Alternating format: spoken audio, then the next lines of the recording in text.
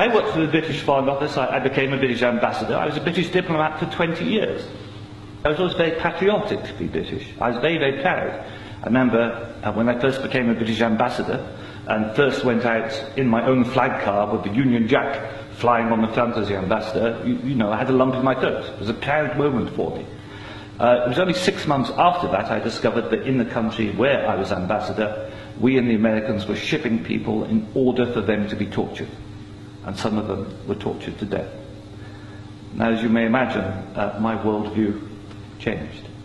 It was at the same time, about a month later, we invaded Iraq against the will of the Security Council. Not just without permission of the Security Council, but in the full knowledge that if it had gone to the Security Council, we would have been voted down. And I, as a British diplomat, saw all the internal memos that went through that decision. I know for certain, I used to be head of the FCO unit that monitored Iraqi weapons of mass destruction. And I know for certain, I can tell you, that they knew there weren't any. It wasn't a mistake, it was a lie. I think it is impossible to be proud of the United Kingdom. I think when we invaded Iraq, we did to the United Nations what Hitler and Mussolini did to the League of Nations.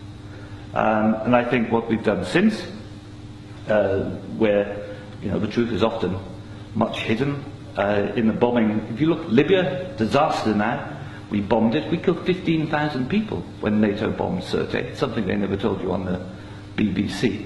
And did we make it better? No. I saw in Uzbekistan, I saw the gas contract signed by Enron and a company called Unocal, which George Bush Sr. was on the board, to dig out gas pipelines from Uzbekistan and Kazakhstan over Afghanistan down to the Indian Ocean. That was actually what the Afghan war was about. They'd actually had talks with the Taliban and Unocal to see if the Taliban would provide pipeline security. The person who held those talks was the consultant for Unocal, who's a certain Mr. Karzai, who, after being employed by George Bush Sr. as a consultant, went on to become president of Afghanistan. That was their plan B. The Taliban wouldn't do it, so they invaded. It's usually, I've seen it on the inside, it's almost always about control of resources. It is every bit as corrupt as our first speaker. I'm sorry, I'm also terrible with names. Andrew. You are absolutely right, Andrew. And I can tell you it's not an academic construct. The system stinks.